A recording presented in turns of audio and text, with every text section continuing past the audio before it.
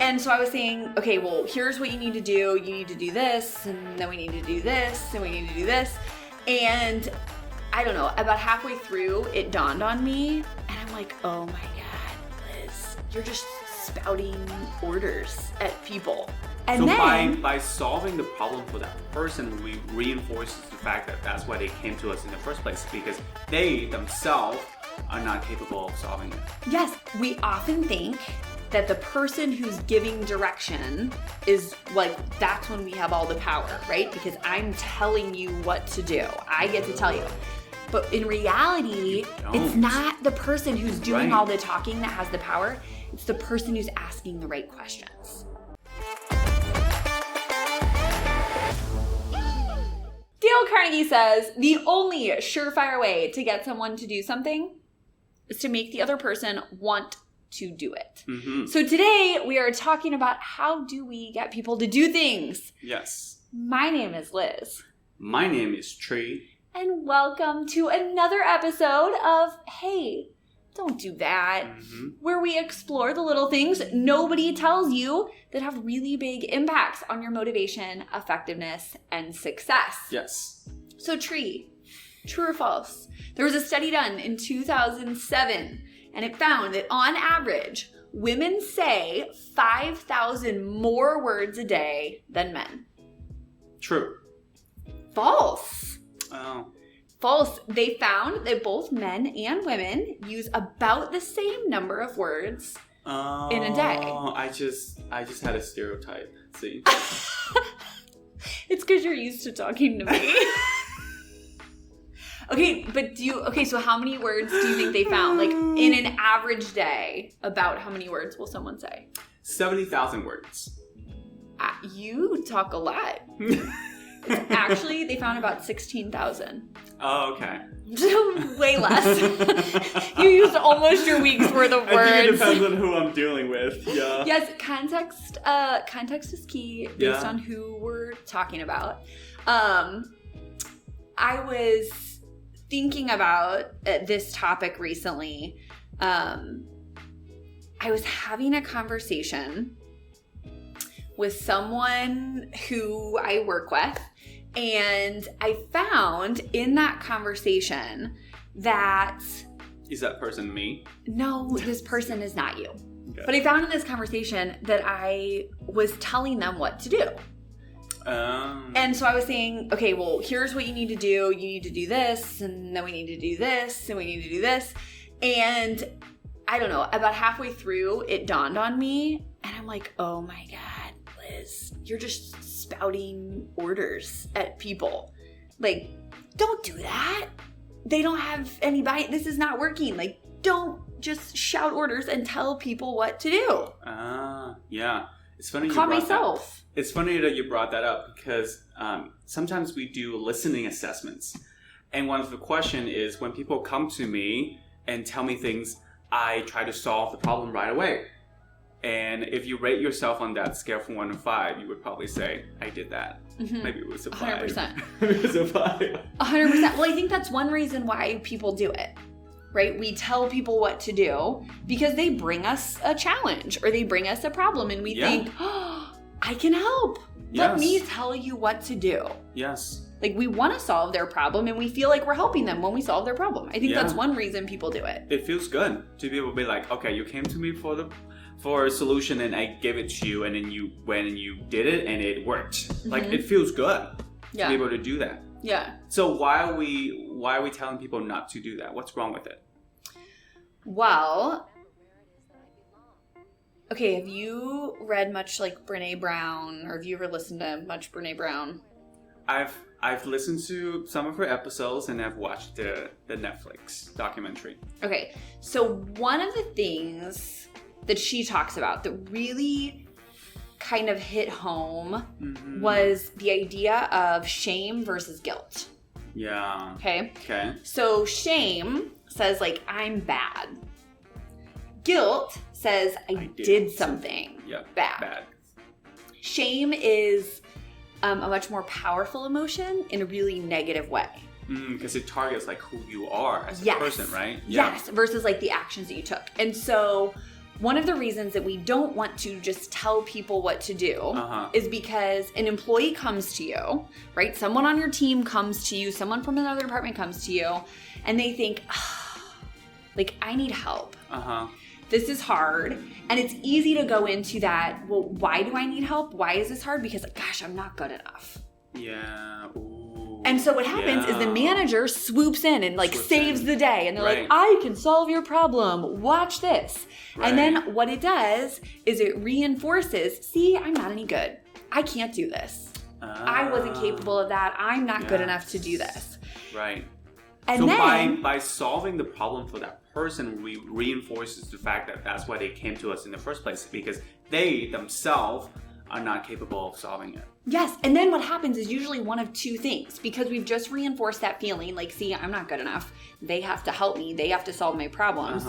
Then what happens the next time that we either bring up an idea or they run into a problem, one of two things happens. We either pretend it's not there, like, nope, I'm not dealing with anything. Everything's fine. It's under control, even if there's really a dumpster fire going on behind you. Or two, people become really defensive. And then when I suggest, right, hey, maybe we should think about it this way, that person's like, no. Here's why.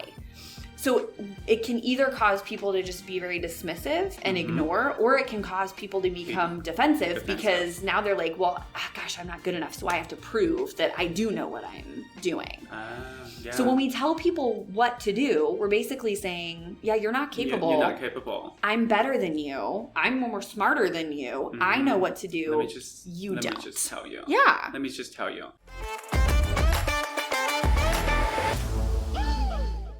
And when we're so busy, it's so much easier just to be like, let me just tell you what to do so I don't have to spend 15 minutes. Like, tell me what happened. So what do you think you should do? Like, what is the best solution here? Sometimes we don't have time for that. So we just run into the problem solving mode right away. Right? And when it comes to us, because if you ask managers, you ask like, what are you looking for in your employee? Well, I want them to be able to think on their own. I want them to be able to problem solve. Well, if you just solve the problem for them, we're not coaching for that. We're not developing that aspect. And it's just start creating that cycle where it creates more work for us as leaders. Right? So you hit on something that's so key. One thing that we hear from clients all the time is time. Like, I'm busy. I have so much going on right now. I'm getting new people on my team. I'm trying to train people. We have really big projects. We're trying to work on expanding our market. They have so much going on, and people will say, well, it's just easier. Yes. It is. It's just easier if I solve it myself. Yes. And we sometimes have to step back and say, short term, long term. Yes. And the key to going faster in the long term is to slow down right there, right? Because you're creating that return on investment further down the road, because when you're slowing down with that instance, you're creating momentum for the future. When that person now, it takes them a little bit as the learning curve to be able to do it themselves, but now they have that capability, they don't come to you as much. And we always want employees to have that owner mindset of that, the ability to problem solve. So we need to plant the seed. We need to coach for that. Right? Yeah. Otherwise, what happens is somebody becomes the bottleneck. Yes. Where nothing can get done because nobody is thinking for themselves.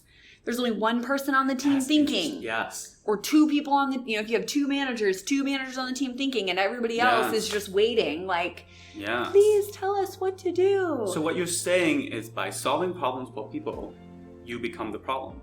Yes. By becoming the bottleneck. Yes. Wow. But we do it because we think it's easier, because we think we have more experience. Yes. It's faster, right? And we think that we're helping sometimes. So I'm reading this book called Never Split the Difference by Chris Voss. Awesome book. If you have not read it, highly recommend. Yes. And there's this sales rep that she's trying to tell this doctor, telling him what to do to switch to a new medication. Like, she wants him to do it, right? And that's what she tried to do the first time, telling him all the benefits of this new medication that he should switch over. it didn't work. Because really? It didn't work. I'm shocked. Because he was like, you're wasting my time. Why do I care about this, right? People don't resist change, they resist being changed. And that's what she did. So she tried to tell him what to do. He resisted it. So she tried a different approach. She, instead of going in telling him all about the product, she listened to him. She asked him about the challenges that he's facing. And she also did something. She said, you know, it really resonated with me that you take a lot of time and care into specifying the specific treatments for each of your clients. And he said, that's right.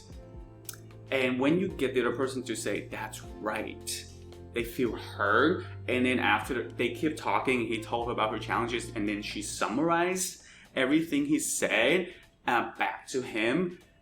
She built trust with him. Now he knows that she understands where he's coming from. And her recommendation, he bought in, and she got the sales. It's just such a different approach. Yes. So if we think about all of the things that maybe, if you're a manager or a leader, right, there's things that you need your team to do. Even if you're not a manager or a leader, my guess is we're seeing more and more organizations they're flattening. Maybe you're in a more matrixed organization, or you're working with your peers, or maybe somebody doesn't have the direct authority, but like, I need you to do something so I can do something. We often think that the person who's giving direction is like, that's when we have all the power, right? Because I'm telling you what to do. I get to tell you. But in reality, it's not the person who's doing all the talking that has the power. It's the person who's asking the right questions. Mm-hmm. That's the person who's really controlling the conversation and steering things. That's the person who's actually making more progress. So if we think about making that shift from telling people what to do, it's not about what do I need to tell them, but what is it I should ask them? Because when we ask the right question, now we get to do that Dale Carnegie quote at the beginning, which is, you know what? Now you're bought in. Now you want to do it. There's a study that says people are 5 times more likely to buy in when they've been asked questions. Yeah. And so how do we find opportunities, right? How do we think less about what do I want to say and more about what do I want to ask? Yeah, it's okay if we start with a goal, with like what we're trying to accomplish here. It's the conversation of how we go about doing it that we can ask questions instead of telling, okay, you do this, you do that. Then, again, you're just telling people what to do and you become the problem down the road. Mm-hmm. So we think of a concept of leading with intent. Instead of leading by just telling someone what to do, to your point, we want to know what that goal is, right? So when someone says, hey, I'm dealing with this problem, instead of us just jumping in saying, oh, well, let me solve the problem, if we think about intent, then we can say, hey, well, what's the end goal you're trying to reach right now? Yes. So now we're asking a question that's going to intent instead of just saying, oh, here's what you should do. Yes. And it goes back to how do we know what people want? Is by asking, what are you trying to accomplish here? What's your end goal? Like what are you trying to get to? Right? And then what we recommend and what we suggest they do ties to what they want to do. So instead of like telling them like getting compliance, we're getting cooperation because they see what's in it for me. That's the channel that we all listen to all the time in our head. Mm-hmm.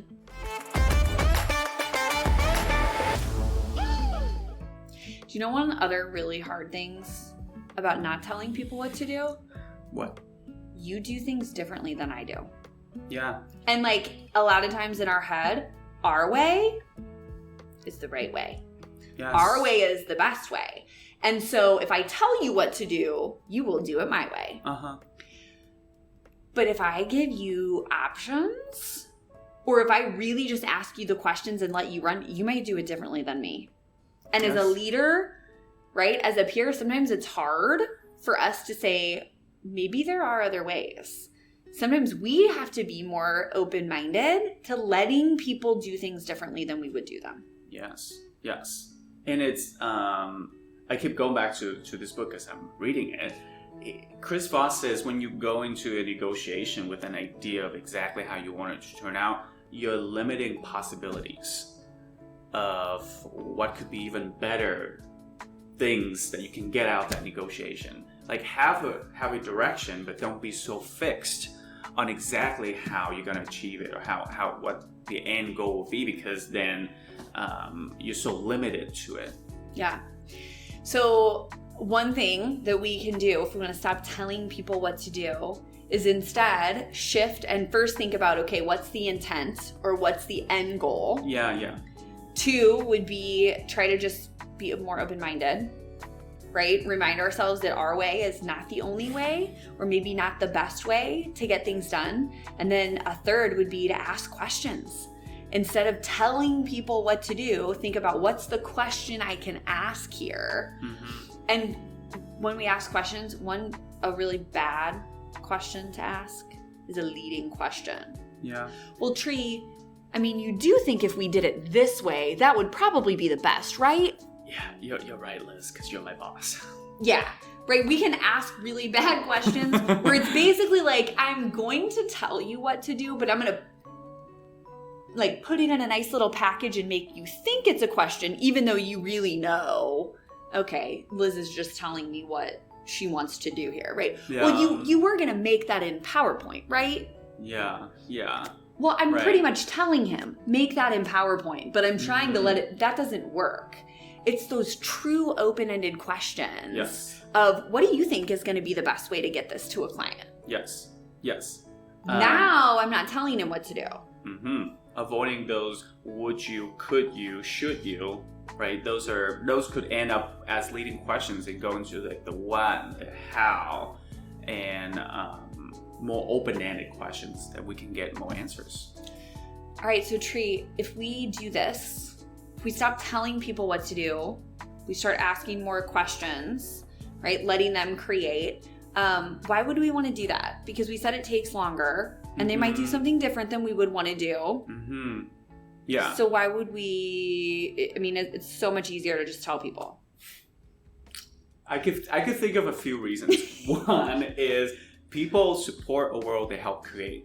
When I can come up with the idea of how to do something, I'm more motivated to do it, because you say your ideas is always better than mine because it's yours. If I come up with the way to do something, I'm more committed to it because I come up with it. I feel good about executing that idea, right? And 2, we get cooperation instead of compliance. And when we have people knowing how to problem solve on the team, we become less of the bottleneck, less of a problem solver, and together we can come up with new, even better possibilities.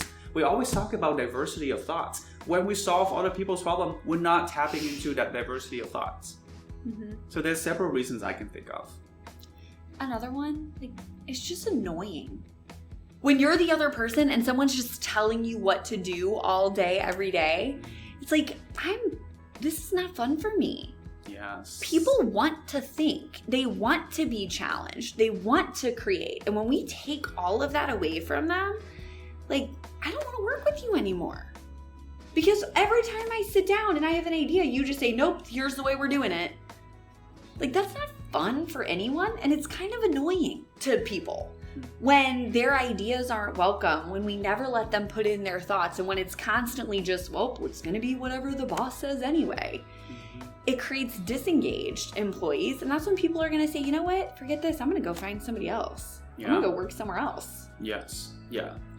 And in today's age, where, AI is becoming more and more of our work life and our everyday life, we need individuals who can think for themselves, who are creative problem solvers, right? And we can start coaching for that and fostering that within the team that we work with. Mm-hmm. So then we can have AI help us with the increasing our productivity, and we can let the people be more creative and create new possibilities. Yeah. Okay, so I'm not going to tell you what to do in trivia, but I am going to ask you 5 questions.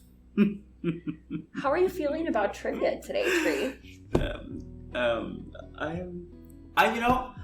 I'm gonna feel good about this. Whatever happens. I love that. I'm gonna sit in my coffee mindset about it, and I'm gonna Okay. Well, Give my best.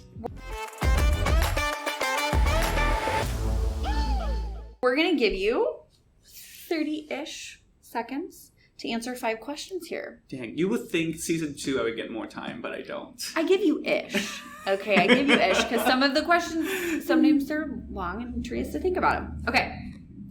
All right. Army General George S. Patton uttered the following quote. He said, "Don't tell people how to do things. Tell them what to do and let them surprise you with their results." Okay. Which war did he serve in? World War II. Yes. Oh. How many tricks can a well-trained dog learn on average? 15. Okay. What do you call a court... So that was wrong. Just wait, you'll see. What do you call a court order requiring a person to do or cease doing a specific action? Oh, I don't know. Okay. Which branch of the U.S. military endures a 3-day-long final test in boot camp called the Crucible? The Navy. No. How many question words are there in English? 20. Okay, Tree, you got one right, and I'm going to give you credit for the second one. So George S. Patton did serve in World War II. That's a good quote. Don't tell people how to do things. Tell them what to do and let them surprise you with their results. So it's almost that idea of giving intent, right? Here's what we're trying to do. Yes. You figure out how. What we're trying to accomplish. And then you're surprised with the results. So yes, he served in World War II. How many tricks can a well-trained dog learn on average? So on average, they say it's somewhere between 20 to 30. But I was going to give you plus or minus 5. So technically, I'll give it to you. Okay. 2 questions right. A court order that requires a person to either do or cease doing a specific action is called an injunction. Okay. I know. I feel like I'd heard of that, but I don't think I would have guessed it. Yeah. No. But I'd heard of it. Injunction. The branch of the military that endures a 3-day-long final test in boot camp called the Crucible. It's the Army. The Marines. The Marines. Navy's Marine water. Yeah, the Crucible is Marines. Marines. And then how many question words are there in the English language? There are 7. When you say question words, are you talking like how, what, yes, where? sir. Okay, so the 7 are who, what, when, where, why, how, and which. Which, see if you can use those question words the next time you're coaching an employee instead of telling them exactly what to do. What a perfect action to leave us with. Yes, we all have things we want to tell people to do. Use one of those question words instead. There we go. We'll see you all next time on another episode of Hey, Don't Do That. Bye, everybody. Bye.